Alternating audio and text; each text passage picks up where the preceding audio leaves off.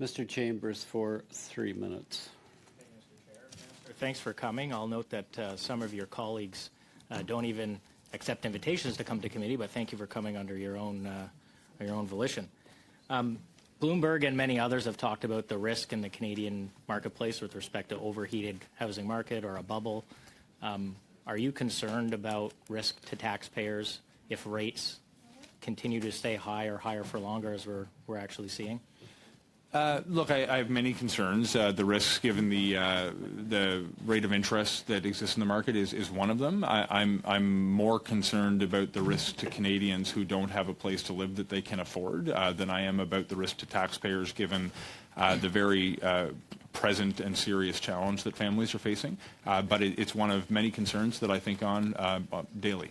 Sure.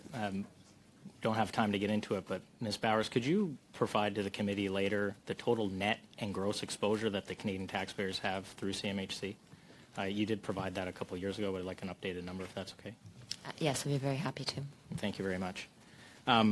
Minister David Dodge, John Manley, the current governor of the Bank of Canada, have all said that government spending, all levels of government spending, is driving inflation, which is making the Bank of Canada hold rates higher for longer or maybe even increase them further.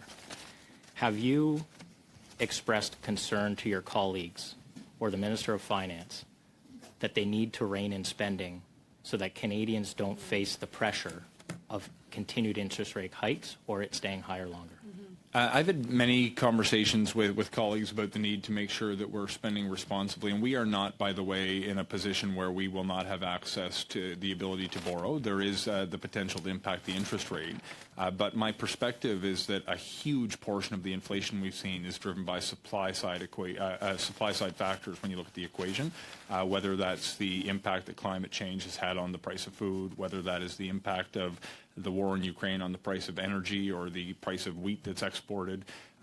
There's a number of different factors that have interrupted supply chains, have driven up the cost of labor and materials that I think are more responsible. But this is an issue that we need to be careful about, and we need to make sure that we're spending responsibly. Last 30 seconds.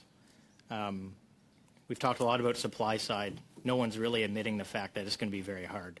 Douglas Porter at BMO says it's almost impossible to build the amount of homes. We haven't really talked about demand. I don't want to talk about immigration, but I want to talk about short-term rental housing. Mm-hmm. Do you even understand or know, does the government know, have they asked how many units have actually been taken off market and used for short-term rentals? There's some studies that suggest in some cities that up to 10,000 units could be released if somebody actually started asking the right questions. I don't know why this committee hasn't asked for it yet, frankly, from some of the short-term rental units, but why are we not looking there? We have made a policy change with respect to the taxation of short-term rentals that will make it less appealing for people who own a property to take it off the market so they can profit from short-term rentals.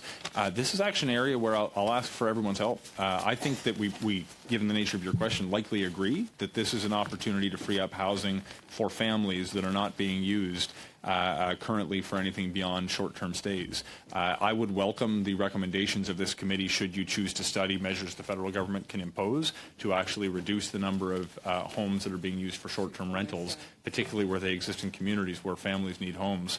And these days, that's just about everywhere. Thank you, Minister.